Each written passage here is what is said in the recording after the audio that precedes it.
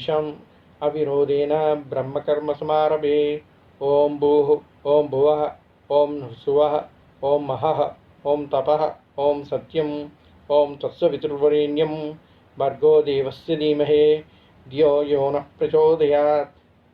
మీరు తీసుకున్న అక్షింతలు వెనక వైపుగా చల్లుకోండి. జ్యోతిషామృతం బ్రహ్మభోర్భోస్వరం.